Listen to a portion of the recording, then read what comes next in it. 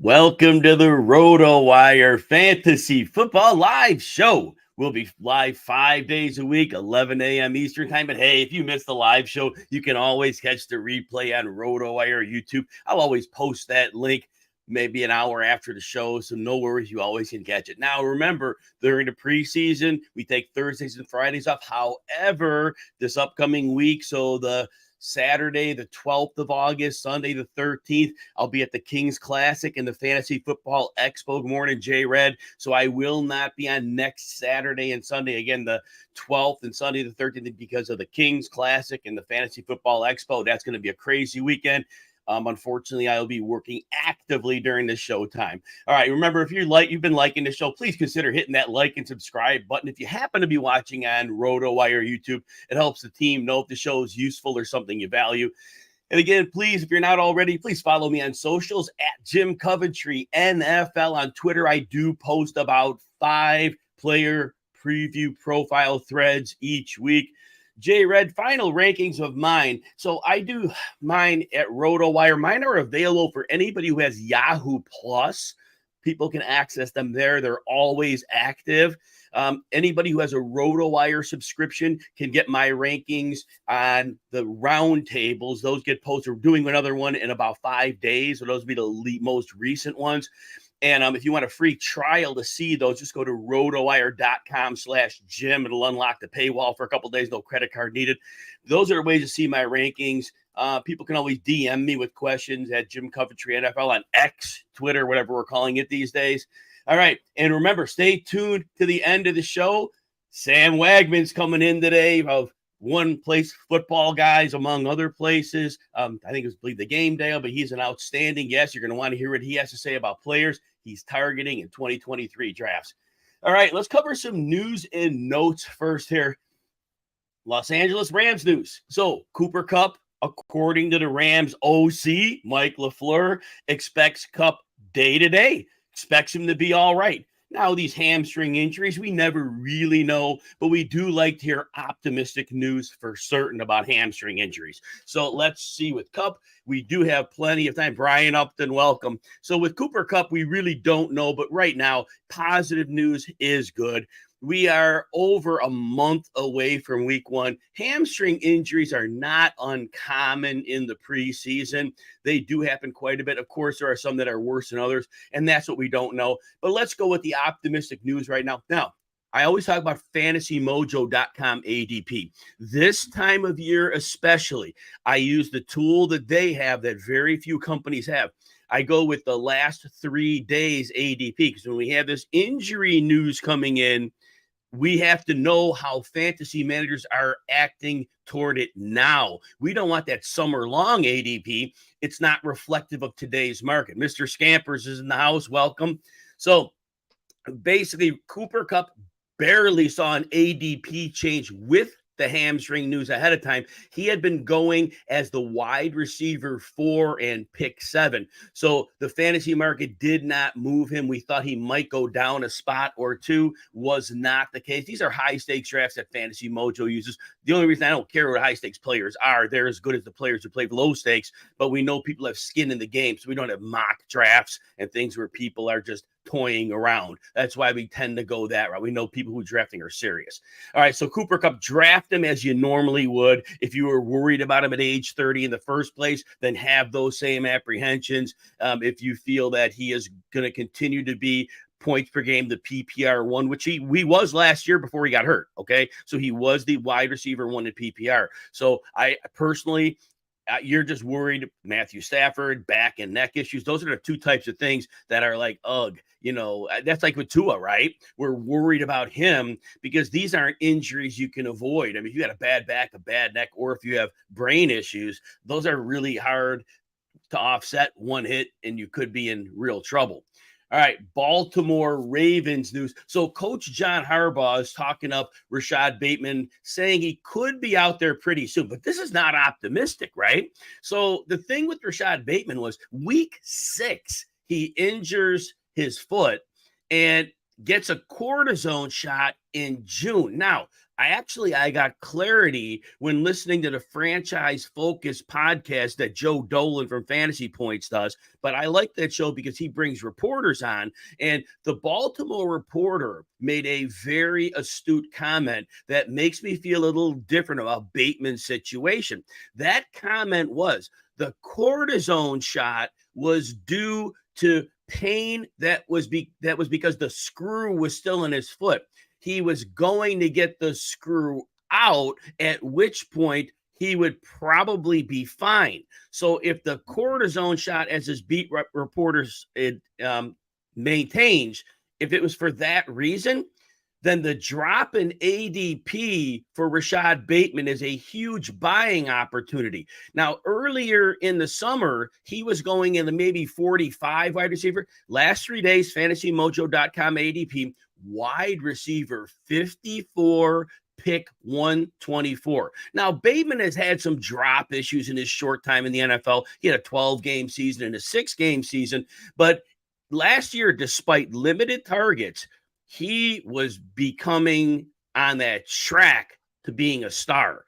And if he is in and he's healthy, he is an alpha receiver. He will command targets, I believe, in the Todd Monken offense. Now, missing reps is not a good thing with the new offensive coordinator, but at least Bateman has chemistry with Lamar Jackson. So I think now Bateman's ADP is at a point where you could say, you know what? That's a place where I can invest in him because it's late enough where there's risk on all the players outside of the top 100. So the risk of Bateman is, in different types of risk, but it's along the lines of those other players. So I do think at that ADP range, it is a buying opportunity. Hey, let's compete for a shot at $250,000 and a free RotoWire subscription by playing the NFFC Beat Jim Coventry 3 draft. That's going to be Tuesday, August 15th, 8 p.m. Eastern. Now, I'm going to live stream that draft. I'm going to highlight people who are in that draft. It's going to be quite the spectacle and quite the amount of fun. To sign up for that, go to my X or Twitter page at Jim Coventry NFL. And definitely, I have a pin to the top, so you can join that league, and we'll have a lot of fun.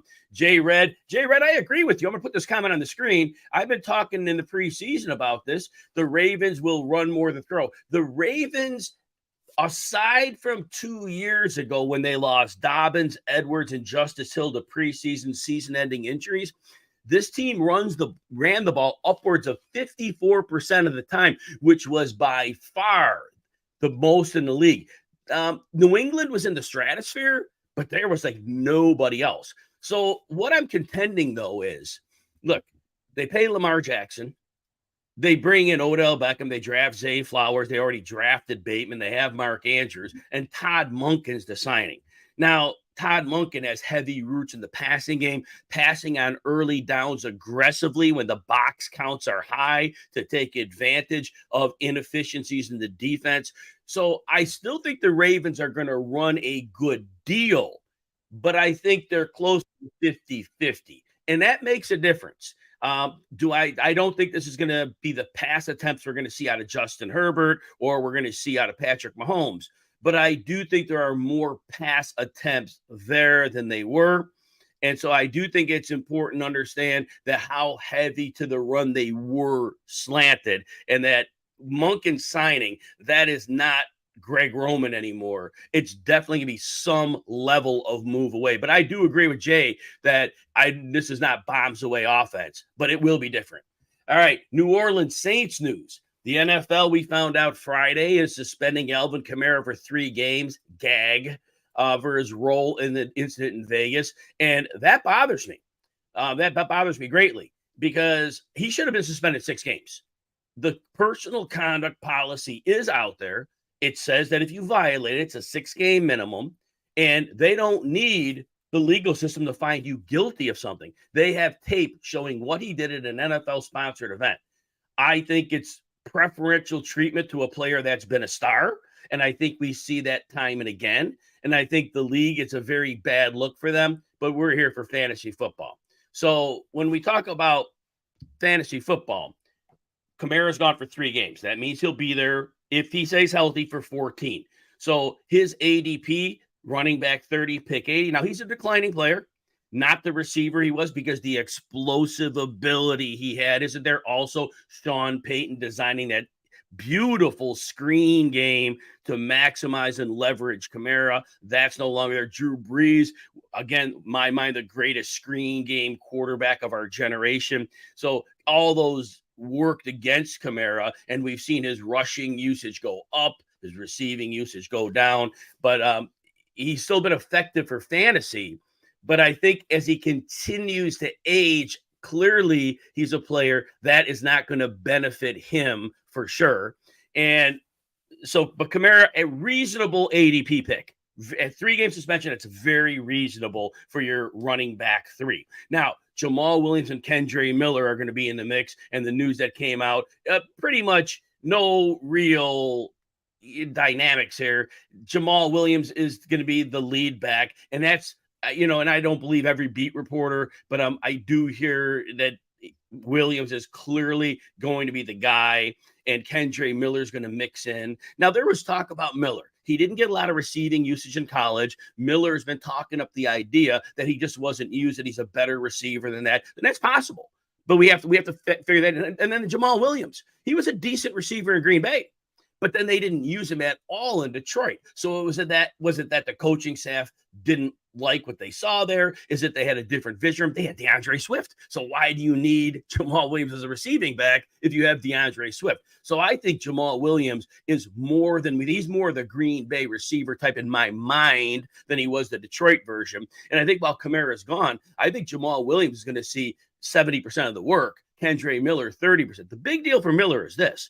Miller has an opportunity, if he plays really, really well, of getting a higher workload once Kamara returns. Final word on this, because J Red has a good question about this as well. How far in the ADP will Kamara fall? Well, Kamara was already baked in. I think the fantasy community baked in a 4 to 6 game suspension. I think that was baked in. People still love Alvin Kamara. I think some people don't realize the slide he's had because his fantasy points have been okay because he did have heavy usage as a runner. I think he moves up to about running back 26 or 27 as these days go forward, because I think people can live with a 3-game suspension. It's 4 and beyond, and 6 for sure, really problematic. But 3, that's an injury, right? And again, you're not drafting him as an RB1. If you're drafting him at that range of the draft, he's your RB3. So you might count him as a flex, but you have other flex options. So I think at that point, the bye weeks don't start till week 4 or 5. So I think you're good drafting somebody later, because the worry is once the buys hit and you need those players. So I think his ADP actually goes up because I think 3 is better than what most people planned for. All right. I'm a commissioner of many leagues, but there's this one 12-team league. Participants are like all over the place, time zones, they have spouses, kids, scheduling conflicts. Man, it's a nightmare making that league work. Well, RotoWire comes out with a tool, the scheduler. You can get that at rotowire.com/scheduler. So what that does is that really helps us when we're trying to get people together for that draft. A couple quick pieces of news. I want to get to my notes. We have Sam Wagman at the bottom of the hour coming up. We're going to get some great fantasy intel from Sam. All right. Next thing is Dalton Kincaid. Now, Buffalo Bills news, obviously. His fantasymojo.com ADP, again, Dalton Kincaid, tight end 11. And so the fantasy community isn't completely bought in. At tight end 11, that's dipping a toe in the pool, because we understand we have a clear tier of like 5 or 6 tight ends. Then we have another tier of like up to 4 tight ends. And that's like, the tier where people are good starting them. Well, Kincaid's in that tier outside of there where people are like, maybe, but people don't seem to be convinced. Because obviously we already know the history of tight ends. Very, very few come in and dominate from day one. But Kincaid kind of fits in that bucket based on your narrative, because the narrative is they don't see him, according to reports, as just a tight end. They see him as a slot receiver. So now if you're telling me you're a slot receiver, you're in Josh Allen's offense, fairly high octane offense, aside from Diggs, and we don't know what the deal with Diggs is and how upset he really is. there's a world where you can make a case where Kincaid's going to be in really good shape, is seeing a lot of targets as a slot. And maybe they go, well, again, formationally, defenses aren't going to see him and think, man, all right, 2 tight ends, we got to put in a heavier set. I don't think they're going to treat it like that at all. I think they're going to play big nickel, which means they get that third safety in there, and then I think they're going to deal with Kincaid that way. I don't think the league for a second is going to think, man, they're going to be running the ball heavy with Kincaid on the field. I don't think so. But that said, you're a part of this offense. And now Dawson Knox, he'll be more of a blocker than Kincaid, and Dawson Knox will still be a bit of a factor. And we know he's really good in the red zone, especially when teams don't cover him, which has often happened. But Kincaid, again, his ADP is right. It's the right ADP for him, because if you have the narrative that he's going to be a bigger deal as a slot receiver, you take him with great confidence. But on the other hand, you're like, Khalil Shakir played the slot a bit last year. He's a player who flashed in short time on the field. He could be a really good slot receiver, and he may be well better than Dalton Kincaid, who's a tight end. And think about it. When you're in college and you're a tight end and you're dominating, now it's a different ball game. It's a different level of athleticism. Now, again, there's no complete concrete narrative here. So I want you to understand this. Draft with an open mind on these players. All right, let's get to the 3 tight ends you need to avoid in 2023. Now, when I go through these players, look, nobody likes to hear shade thrown on players. And honestly, with these particular players, 2 of them for sure, I'm just going to give you something to think about in case you're on the fence with them. And if you're on the fence with those players, this would be the thing to think about and saying, okay, maybe I'll pass. But there are worlds, when I give the case on this player, there's going to be a case where you're like, okay, I hear the case, but I'm still drafting him. And then just great at that point. But I just want to point out, Darren Waller is a player. He's amazing. Darren Waller has the ability to be the tight end too. There's that world, and it's not a huge stretch where it's Travis Kelce and then it's Darren Waller. But my only case on Darren Waller is this. And before I get into it, his PPR points per game, 3 years ago, number 2, number 6, and then last year, number 9. Now, Devontae Adams was involved last year, so he is obviously the gravitational pull where obviously the targets are going to go down. So there's narrative on that part. But what I need to talk about, and it's the obvious one, but I just want to explain it. It's the age and the injuries. There, in my mind, is a very strong correlation between the two. You hear me talk about this a lot. As you age, it's tougher to recover from injuries. You take more weeks. And last year was the best example. And I know the coach rushed him back a little bit, but Keenan Allen suffered a hamstring injury in week 1, and he played a total of 44 snaps through week 10. Now, that is part of a 30-year-old player coming back from soft tissue injuries. And again, the coach rushed him, and I get that, but it's tough to recover. And I say every year when I'm doing my positional research, I get depressed because it's very few running backs and receivers who are playing at a high level after age 30. And, even Travis Kelce's a dominant number 1, second best season of his career last year. He changed his game. He was so good. He's such a Hall of Famer. He changed his game. He wasn't quite the same player he was, but he found a way to continue to be unstoppable. These are the outliers, right? These guys don't come around much. Darren Waller, he missed time. After 2019 and 2020, which were full 16-game seasons, he missed 6 in 2021 and another 8 last year. Now, you could paint the narrative. Injuries were unfortunate. It's part of the game. They happen. But now, those were his age 29 and 30 seasons, and they were back-to-back. So what you have to paint in your mind is he's 31 now, and the injury history is there. So if you're going to gamble on him, understand it is a gamble. Now, when he's on the field, yes, he could crush. He probably will crush most weeks because he is the best right now receiver on that team, and it's probably not close. Now, how will defenses approach him? It's hard because I don't think he starts out in line. I think he's really more of a slot receiver, but he's still going to have that middle of the field edge because it's a zone-based defense league. We play man too, but there's a lot of zone. And so yeah, Darren Waller's going to get a lot of targets. He should get a lot of defensive attention because realistically, Darius Slayton can get downfield and take the top off, but he drops passes. So I don't know how much defense they're going to sell out. And you might want Daniel Jones to challenge you anyway downfield. So realistically, teams could flood the zone of the field where Waller's at. And is Daniel Jones good enough? Here's the point. To lead Waller consistently in the space. I talk about this all the time. Throwing a pass to a receiver and completing it is one thing, but completing it to lead him into the next open area, that's another. And maybe Daniel Jones can do that. But if there is a complicated zone where the defense is not worried about downfield threats, you could pack more bodies in there. And it does make it difficult. Again, not throwing a ton of shade on Darren Waller. I know how good he is and how good he can be. But just understand, at 31, your probability coming off the last few years of injury is fairly significant in my mind. Just be cognizant of that. And if you like the show and you're on YouTube, please consider hitting that like and subscribe button. It lets people who run my job here, lets them know if the show is valuable to you. And if you can follow me on socials, that'd be great, at Jim Coventry NFL. I continue to do 5 player threads a week to get you ready, to get you your information. You can make your best decisions when you're on the clock in your fantasy football draft. Now, next player comes off a great season and very talented player who was misused for most of his career. And there may be a good case to draft him, but I want to give you a case to consider why you might think about fading Evan Engram.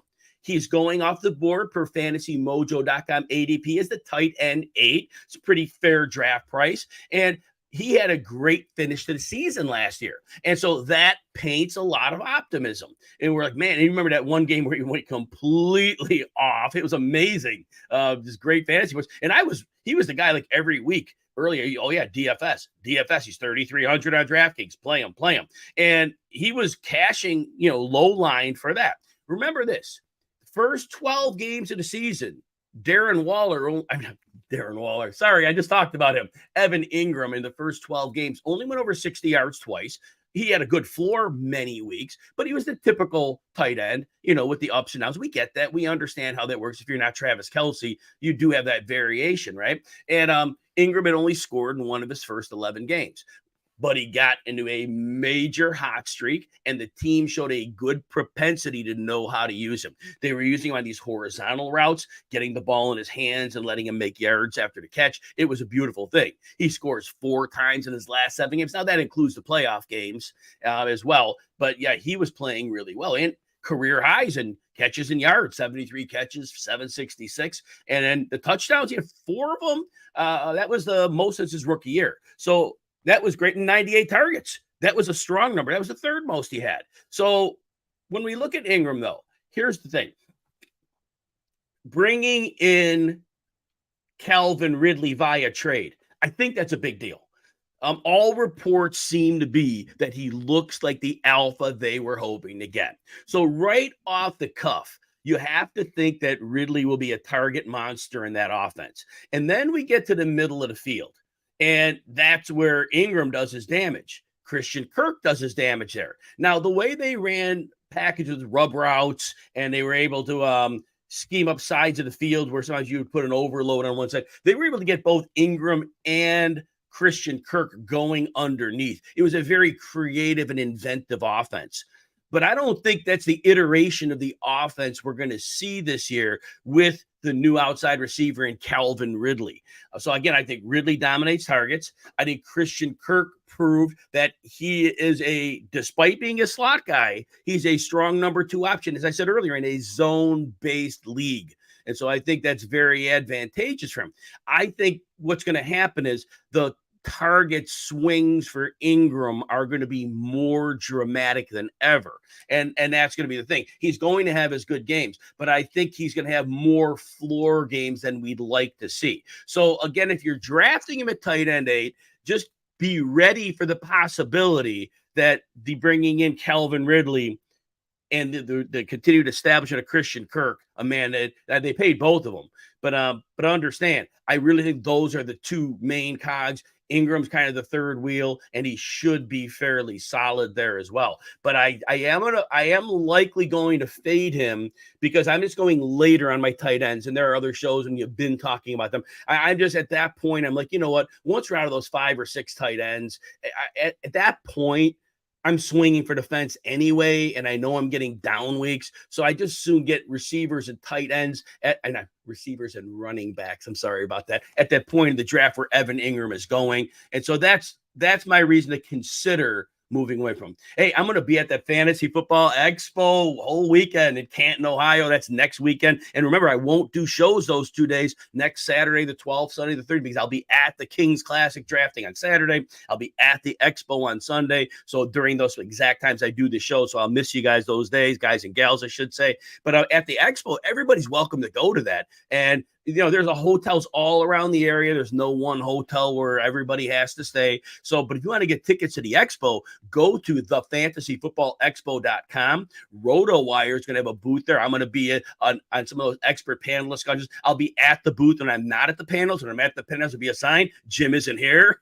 But if you do go to the Expo, make sure you come by and say hi. I'd love to talk to you and meet you. I think that'd be a great thing. Last tight end to avoid, and I think Uncle Ted Talks is not going to like this one because I think he may be supporting Dalton Schultz. For me, he is my mega fade here of all of these. He's going as the tight end 12 fantasymojo.com ADP. That's been a pretty static number. Here's what I want you to know about Dalton Schultz. Dalton Schultz had the wonderful reality of being the tight end for Dak Prescott. Dak Prescott is a machine at quarterback. He could go through 4 reads on a play and standing tough in the pocket. He is an amazing quarterback. As he does his reads, he reads that zone in the middle of the field very well, and his outlet is so frequently in the middle of the field. If you look back over the tight end finishes, and I know we had Jason Witten for time. I get this. I get it. But even it was an old Jason Witten, right? But Dak Prescott gets production out of his tight ends timing it because the targets just go there. Well, the thing is, Dalton Schultz did not do a lot with the targets he had. His fantasy points were fine, but he was 20th percentile yards after the catch. He is your total definition of a catch and fall guy. And his strength was finding those vacated spots in the zone where Dak Prescott, the machine, was always going to get the ball. So I think it was the best situation for a player as in terms of the athleticism at tight end, not a very athletic player. He's an athlete compared to me, of course, because he's Dalton Schultz, but compared to the great move tight ends, not in those classes at all. So here's the thing also. Bryce Young, we talk about this, very short quarterback, and the middle of the field, it's very hard for some of the shorter quarterbacks to see in the middle of the field. Sometimes you got to move out of the pocket. It's just a real thing. And he could have issues seeing the middle of the field, seeing over the lineman. It could be an issue. And so I think that is something that's a lesser point. I just think that no quarterback is going to use Schultz the way that Dak Prescott did, and that regression. And it's baked in his ADP a little bit, but I don't think enough, because I think that there's enough emerging options at receiver. Nico Collins, John Mechie. I don't expect much out of Robert Woods, but he is a veteran who knows how to play a bit. So I think we got to look at that as well. But I do think overall that Dalton Schultz is a bit of a sucker bet because people are thinking they could get that Dallas version, and I just don't see that happening. Everybody, I'm super excited to bring in Sam Wagman. Sam is a fantasy betting analyst, if I could get my words right. Sam at the Game Day HQ, also a Football Guys contributor. Always love that site. He's also at the High Floor FB, the player props guy. Sam, tell everybody how you are before we get you kicked off here.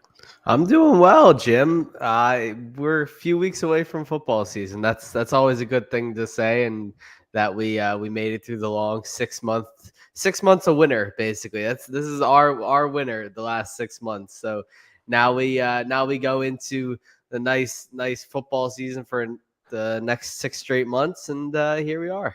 Very exciting time. And Sam, I know I got to eat breakfast with you at the Fantasy Football Expo weekend last year. It was a great opportunity to get to meet you a little bit and hang out. Hopefully I'll get to see you quite a bit more at this year's Expo weekend. And the reason you're on the show is you are going to tell the audience 4 players that they should consider in their fantasy drafts, and you're going to give them good reasons why. These are players that you like, and Sam knows his stuff. He's a guy you want to listen to here. So at the quarterback position, look, we talk about this all the time. We know we've got Josh Allen, we got Patrick Mahomes, Jalen Hurts, any order. You got those top 3. It's a heavy freight to pay. Some people like to pay it, some don't. If you don't like that, we got a real nice tier of second quarterbacks. Who's a player in that second tier of quarterbacks, Sam, who you like? Yeah, it's got to be Justin Herbert for me. And the reasoning is pretty simple. I feel like you want the guys that are going to throw a ton of passes. And Herbert, who ranked second in the NFL last year with 699 attempts, probably might get a chance to throw a little bit more. But what I'm more interested in is the fact that he pushes the ball down the field more in his first season with Kellen Moore this year, because last year with Joe Lombardi, he was limited to throwing a ton of checkdowns and stuff just at the line of scrimmage. I think his average yards per attempt was 6.5, which is a career low for him. He ranked 32nd in the NFL. So that's not the Herbert we've been accustomed to see. Obviously, he's thrown the ball downfield a lot more in his career, and he's got some shiny new toys to do with. They obviously drafted Quentin Johnson in the first round. Keenan Allen is back healthy. Mike Williams is back, hopefully healthy. You know, you got Gerald Everett and Josh Palmer down there. So there's so many weapons to have in this Chargers offense that I want the guy that's going to be throwing the ball to all of those weapons. And Justin Herbert is never a bad guy to bet on. And I believe he's going off the board as QB7 or QB8 right now. And I think he's probably the last guy that you could feasibly bet to have a dark horse QB1 overall season if everything breaks right for him. And Sam, the ADP, right, it could fluctuate anywhere in that range. FantasyMojo.com is my go-to for ADP. They have him in the last 3 days as the QB6 going. But like Sam said, in some drafts, he falls to 8. And he did that. I remember I was in one of the Scott Fishbowl drafts, and he did fall to quarterback 8 there. So there is that range there. So be open and aware. Also, look, left tackle Rashawn Slater missed much of last season. That's a huge addition. And Sam, I want to add something. I was listening to the Athletics podcast. I listen to mostly NFL podcasts, not fantasy podcasts, because I try to get some of the NFL nuts and bolts. And the beat writer was talking about Justin Herbert, saying that they see him like as a people pleaser type, and that he was a guy that didn't throw the ball downfield. A, because like you said, Lombardi was the coach, but B, they were preaching safety with the ball, don't turn it over. And Herbert was kind of playing along with that. But this new coaching staff, like you mentioned, Kellen Moore, he's trying to explain to Herbert that the downfield shot that you take, it could get intercepted, but it's setting up plays for later that you could live with the interception, and it may make the offense even better, as dumb as that sounds to the layman. But in terms of coaching and setting up, and so just telling the defense, yeah, I'm willing to throw this ball 40, 50 yards downfield and make it work. So I am with you on this. Justin Herbert, being the people pleaser, I think he will ditch some of that super safe tendency he has, because he wants his coach to be happy. And I do buy what the beat writer is saying, and I do love that pick among that mid-range quarterback group of going with one Justin Herbert. Any final words on Herbert that we missed? Yeah, I think that's a really key thing that you mentioned, that he's a people pleaser. I think, this is the kind of Justin Herbert that we haven't really seen, because we obviously don't go behind the microscope that much with these quarterbacks. But, you have to remember, this kid, came from Oregon. He's kind of a Midwest type of guy, might just be, a nice go with the flow type of guy. He's not going to push too hard back against his coordinators and coaches. So I do think that there's something to be said about him doing what Joe Lombardi exactly wanted him to do last year. And I think if Kellen Moore pushes him to push the ball down the field a little bit more, I think that's the Justin Herbert we're going to get to see. And I think that's probably going to be much better for him. But I do agree that there's some element to him wanting his coaches to be happy, because that just seems to be the kind of, happy-go-lucky, easygoing guy that Justin Herbert has, seemed to be to us. Yeah, definitely have shares of Justin Herbert. And as Sam Wagman recommends, you may want to have some of those shares as well. Sam has another player. We're going to the running back position here. Sam, I was stunned on NFL draft day when it's up to pick 12 and the second running back comes off the board. It's like we never see that in this era anymore. But that running back was Jahmyr Gibbs, super explosive back, and the Lions pick him. And at the time, DeAndre Swift is sitting on the roster, though we know they never liked him so much. Sit on the bench a little bit, DeAndre. I'll give you your 5 touches a week, and that's about it. So tell everybody why Jahmyr Gibbs is an excellent fantasy choice. He's currently going off the board, fantasymojo.com ADP last 3 days, running back 10, pick 30. Go ahead, Sam. Yeah, running back 10 is a little bit expensive. I won't give any doubt. I have him ranked as running back 14 right now. I think there's a lot of upside with Gibbs, and it doesn't necessarily have to come on the ground at all. If you remember Reggie Bush, I believe it was 2014. I think he had like 130 carries that year, but he had 120 targets. He finished as like the running back 11. So, we've obviously seen that explosive players through the air can really, really do a ton of damage there. And I think that's what we can expect from Gibbs. At least to begin the season, no Jameson Williams there. Marvin Jones serves as the de facto wide receiver 2 behind Amon-Ra St. Brown. We know Dan Campbell wants to throw the ball. David Montgomery is there. He's going to take a lot of the goal line work. He's going to take a lot of the early down carries between the tackles. But Jahmyr Gibbs has a relatively simple path to 80 targets at least, and possibly even more than that. So I think Gibbs is kind of a slam dunk pick if you're looking for a running back that has a lot of contingent upside to him. And I think Jared Goff, who is one of the most heavy check down guys in the NFL, I think we could see him check down a lot to Gibbs to start, let Gibbs kind of create his own yards over the middle of the field in the flat, running routes. I think he's probably going to be one of the best route running backs in the NFL to start his career, as we've seen in college. And I really don't know if there's a lot of downside to him right now because he, again, like we said, he doesn't need those carries to be an effective running back. And look, I'm not that high on David Montgomery. I don't think he's that great. I think there's a logical chance that he seeds some carries in some high value spots to Gibbs as well. So, if everything goes well and Gibbs sees, 220 touches in his first season, I think there's plenty of upside for him to be a back end RB1 in his rookie season. Yeah, for sure with Gibbs, he'll get carries. I think Montgomery, like you said, it's funny, he could break tackles, but he can't get yards after that, so it doesn't really help a lot. We have a few running backs like that. I call him an innings eater, though, and I think some of the smarter teams are realizing you get the innings eater in there. You crush 200 carries between the tackles, but those are hits your franchise back doesn't have to take. It preserves him a bit. The one question I have about Gibbs actually relates to Amon-Ra St. Brown. And you mentioned a bit about this. I'm going to go forward on this. So Gibbs being the 12th pick in the draft, he is going to be a route running back. Like you mentioned, it's not just going to be swings and dump offs because that's not what you're picking a guy 12th overall for. Correct. You're taking him, you want him in routes. Well, where are those routes going to be run, Sam? My guess is probably middle of the field. You don't run your running backs often. They'll occasionally will run outside the routes, but they move them in the slot. How much could Jahmyr Gibbs being used and schemed as a receiver? What kind of targets could that take away from Amon-Ra St. Brown, who lives for that incredible target share? Yeah, that's going to be the question that we're going to have to see in the beginning months of the season, because obviously, Gibbs is not going to line up out wide. I think we could see Amon-Ra be shifted to kind of that Z slot in a lot of those cases, given the fact that they really just don't have another guy out there to play as a boundary receiver.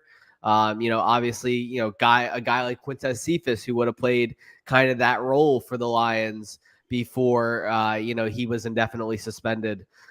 He's gone. So the Lions really don't have another boundary receiver. And we've seen one of the things we've seen in training camp so far is an emphasis by not only the Lions coaching staff, but Amon-Ra himself, who said he wants to play more boundary snaps and, play a little bit more of a downfield vertical role, because, he doesn't want to just be known as a one-trick pony who can play over the middle of the field. He wants to be, a vertical guy who can catch long touchdowns as well. So I have a feeling we'll see the Lions kind of acquiesce to that. And, he was able to get, plenty of snaps against press man coverage last year. He had a 33% target rate versus man coverage as well. So, and he won his routes 50% of the time against man as well, which ranks second in the NFL. So, it's not just zone that he can win against. I think there's, a very good chance that if you see Jahmyr Gibbs shifted into the slot, we just see Amon-Ra move outside. I don't know if he's going to be as effective. That might be something the Lions kind of have to, run a little trial and error with. But again, with Gibbs, you can't shutter a talent like his at catching the ball. So it might just be a bullet that they have to bite.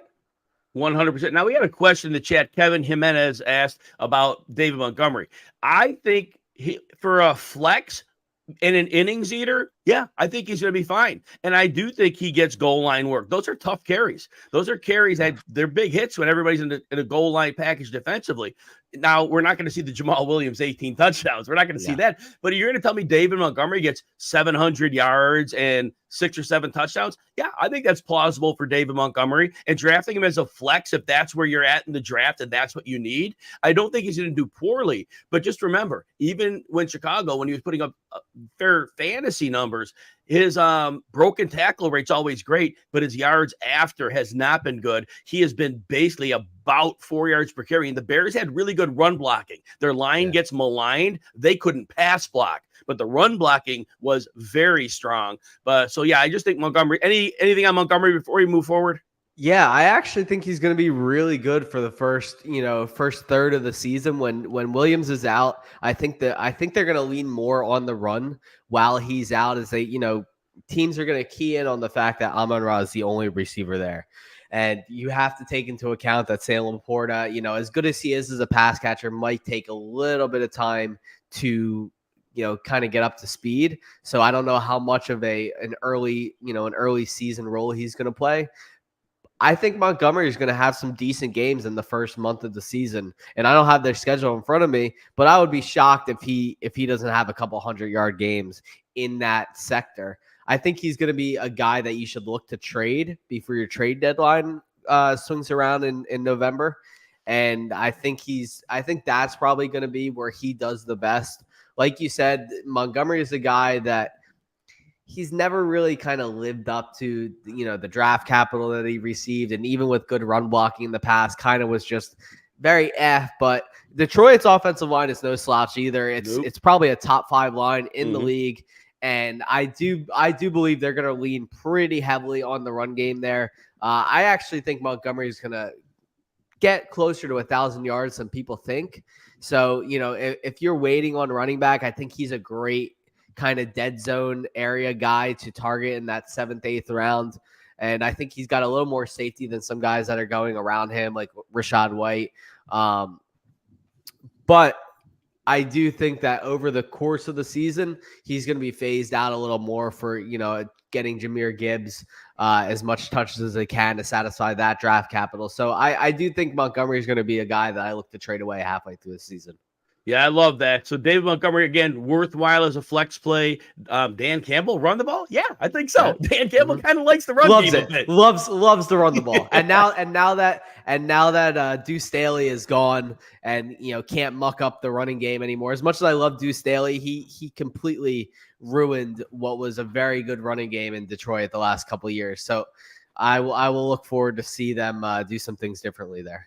Sam, we're going to move to wide receiver now. Last year, 2022, in free agency, the first day of free agency, the Jaguars popped major cash on Christian Kirk. People were like, man, now they had a ton of cap space they could spend for sure. Yes. But it was like, oh my gosh, spending that kind of money. What a terrible contract. Well, looks like Christian Kirk did just fine in his first year there. Again, zone-based league. We play a lot of man, but there's a lot of zone. And for a player like Kirk in the middle of the field, very needed weapon in today's NFL. Tell us why you like him this year. And he's going off the board per Fantasy Mojo, ADP, wide receiver 27, pick 60. Again, this is the last 3 days. Sam, go ahead on Christian Kirk. Yeah, he's one of my favorite wide receiver targets this year. I think we're just reading too much into Calvin Ridley, and even saying that, regardless of whether you're reading too much into Calvin Ridley, there's an argument that Kirk is going to have the better initial season, in this offense, given the fact that he has so much, familiarity with Trevor Lawrence from last year and the offense as a whole, and plus, I think Kirk's a better player than people give him credit for. He's improved in every single season that he had. He went from wide receiver 51 in points per game to wide receiver 30 to last year. He was the 18th wide receiver in points per game, almost 15 points per game, and obviously crested 1,000 receiving yards for the first time in his career, 133 targets. Really just played well in a system that was tailor-made for him. And, obviously not Carolina, the Cardinals never was kind of the right system for him. He was kind of used as a vertical threat, but he can play as a true slot receiver, playing over the middle just as well as that. And I think he really, really thrived in that role. And that should be the role that he kind of plays into this year. And I don't think he and Calvin Ridley are going to intersect too much on that. I think Calvin Ridley is much more of a boundary receiver, has been nearly his entire career. And Kirk is a guy who can play inside and run some of those downfield, crossing routes as well. So I think their roles are pretty well defined, and I don't think they're going to see too much of each other to kind of cannibalize each other's work. Plus, Kirk was a red zone weapon last year, and there's nothing to really suggest that he's not going to stay that way this year. He was the 5th wide receiver in red zone targets. He had 22 last year, and he also had 24 deep targets as well. So, the Jaguars saw fit to utilize him down the field. Doug Peterson's not an idiot. He knows what's good for his offense. And I do think Trevor Lawrence takes another step forward. And, just because he takes another step forward doesn't mean Christian Kirk can't take a step forward with him. I have him ranked as my wide receiver 19 right now, and I think that's a really good spot for him. I think he and Calvin Ridley are going to play a 1A, 1B type of role. And I don't think it's necessarily defined on a week-to-week basis. I think the two could split, on a week-to-week basis. So I really like Kirk. I think he's a very, very, competent receiver who's going to see a lot of work still, despite the fact that there's a lot of mouths to feed. I really don't think Zay Jones is that good.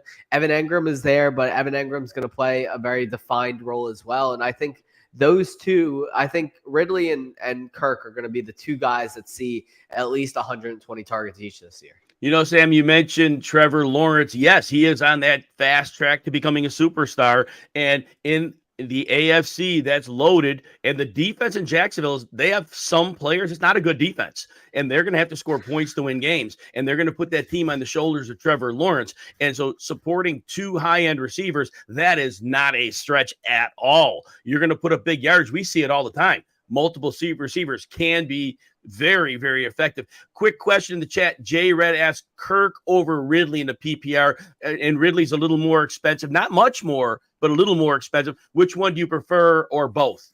Yeah, so I have Kirk at wide receiver 19 and Ridley at wide receiver 20. So I narrowly prefer Kirk. It kind of depends on your roster composition to that point. Just Kirk is so much less expensive. He's going nearly 3 rounds before or after Ridley is right now. So if you believe what I believe, that they're going to be, near identical workloads, with Ridley having somewhat of a higher ceiling and Kirk having a much higher floor, I would go Kirk, at their prices. But I see no problem to swing on Ridley. I don't buy that, he's going to lose a lot of steam. I just don't know if I buy him returning to a wide receiver 1 workload immediately in this system. And before we get to your last player, Fantasy Football Ninja brought up a couple points supporting your Justin Herbert idea. And yeah, Joe Lombardi, whatever the flaws were, he did get probably a little too much criticism in that. Herbert, of course, Brandon Staley sucks. Yes. Yes. He can craft a bit of a defense, but yeah, overall, not a game man, not a team manager, right? A good coordinator, but maybe not a great coach. That happens. But yeah, Herbert did have early season rib injury. Line was a bit of a mess. Receivers weren't 100%. So yeah, there was a lot going on there. And a real quick question before we get to your last player, Kevin Jimenez asks, any New England wide receiver that you have as a top target? I mean, Juju Smith-Schuster is probably the guy to target there. I think he's a mid wide receiver 4 for me. I mean, I'm not really targeting any wide receivers from New England because I can't stand Mac Jones. I don't think he's good. I think he gets benched for Bailey Zappi at some point again this season. I don't know. Everything is based on price. I guess if Juju's like your wide receiver 5, it's fine. If he's anything earlier than that, I kind of throw up a little bit of a red flag for me. Yeah, I've been out on Juju many different years. This year, again, based on ADP. Right, Sam, exactly. This year, based on ADP. And here's the thing that I like. Bill O'Brien's coming in. They're going to run an RPO-based offense. He did that with Mac Jones at Alabama. So there's a comfort level there. Well, Juju Smith-Schuster, there's one thing I will say about him. He is good at getting open in his zone. It didn't really work with Mahomes because Mahomes is always looking for the next best thing down, maybe looking downfield a bit more. But Juju can win in that area of the field. And so I do think they're not going to be a heavy passing team like Sam points out, but I do think based on his ability to navigate zones and the RPO base, I think, again, as your wide receiver 5, I do think that is a very solid floor play. And if you're in a best ball league where you have a number of guys that are very, very volatile, having the floor guy is not bad because if your volatile guy takes a 1 for 6, it could be just Juju going, 6 for 45, and that 10 points in a best ball really helps as well. You got to have a couple floor guys in there. Sam, I don't want to keep you too much. We have one more player here at tight end. Look, tight ends, it's if you draft Kelsey, you take your first round shot, you're good. We know there's risk across the board with tight ends, up and down. Mark Andrews obviously has been a solid 800-yard receiver plus for 4 years. But outside of that, just so much uncertainty, injury risk, and this and that. So if we're going down in the tight end pool a bit, and going to lessen our risk with draft rounds, who is it that you like, Sam?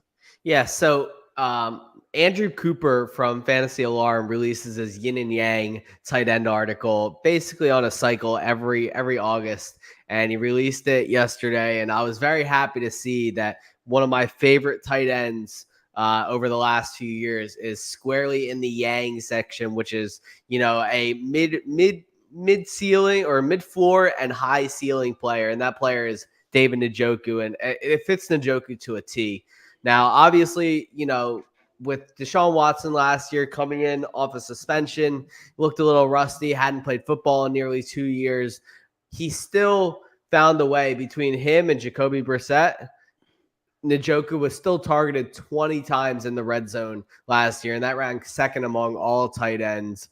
Njoku is just a guy who, we've seen him. He had the athletic profile all the way through, obviously 97th percentile burst score, 81st percentile agility score, the 4.64 40-yard dash. I mean, he has all the athletic metrics. He hadn't just put the production together and to that point. And it wasn't until last year that he really put a decent tight end, fantasy points per game score together. And he finally did. He ranked 8th in points per game, just over 10 points per game for fantasy. I think he will really take a step forward this year with a full season of Deshaun Watson. First of all, we've seen Watson pay special attention to his tight ends over his career. He's thrown over a quarter of his career touchdown passes to the position, which is well above average for a quarterback to do, especially in Houston, where he really hasn't had any notable names, but the tight ends just kept going to that position. So I do think that makes sense a lot in Cleveland, especially where you don't have a ton of red zone weapons there. Cedric Tillman is there, but he's raw. Amari Cooper is more of a, between the 20s type player at this point in his career. And Donovan Peoples-Jones is still trying to find a way. I think Njoku fits the read as a very, very popular red zone target for Watson. Not only that, but Njoku is just a better player than we give him credit for. Obviously, he now has the contract security locked in with the, an over $14 million a year deal. But he plays very big for his size, obviously, at 6'5", 260. And I think that he's just going to be a very, very good pick this year. For the last 6 years, a tight end has come from outside the top 5 in ADP to finish as a top 5 tight end. And it's happened every year for the past 6 years. I don't see any reason why it can't be Njoku this year. Yeah, David Njoku is that great pick after those top 6, 7, 8 options are off the board. He's going tight end 10 over the last 3 days per fantasymojo.com ADP. And I know Uncle Ted talked you to get this in quickly. He mentions Cole Kmet. Cole Kmet's another tight end. I always thought he's had great chemistry with Justin Fields. And this year, with speed on the perimeter, they have Mooney runs 4.35, and obviously DJ Moore about 4.42. Both can stretch the field, open things up, and betting on Cole Kmet later than David Njoku, very reasonable bet as well, like both of those players. Sam, I want you to take a minute or so, or as long as you need. I don't care. Take 5 if you want. I want you to tell us, everybody, what you have going on so that everybody can follow you, catch your great work, give them your Twitter handle. I think Swag Man. I love that name. But go right ahead and sell yourself. Yeah, absolutely. Like Jim said, you guys can find me on Twitter at Swagman95. 90% of my content these days is over at thegameday.com. I do a ton of fantasy football, sports betting, golf betting, all types of stuff over there, as well as plan a bunch of their content strategy out. And then I'm also over at Football Guys, still doing some fantasy football stuff, have some fun things planned with them as well, between rankings and some Discord events that I'll be putting on during the season for them. But again, thank you for having me on, Jim. Always a pleasure to hop on with you, man. Yeah, make sure you're following Sam and getting yourself. I've enjoyed knowing Sam and his work. Very, very credible fantasy source, and that's what you want when you're getting set for your draft day. Last quick question about Kyle Pitts. It depends. If Arthur Smith learns how to use him, maybe, and we have to bet on that. But as what we saw last year, a little bit nerve-wracking. Anyway, I'd like to thank Sam Wagman for talking football with us today. Thanks to everyone for joining the show. If you didn't hit the like and subscribe button, if you're on YouTube, please consider that. And join me again Sunday, 11 a.m. Eastern time on RotoWire YouTube or wherever you're watching this right now. My guest will be another great fantasy analyst, Nate Markham. Have a great day, everyone.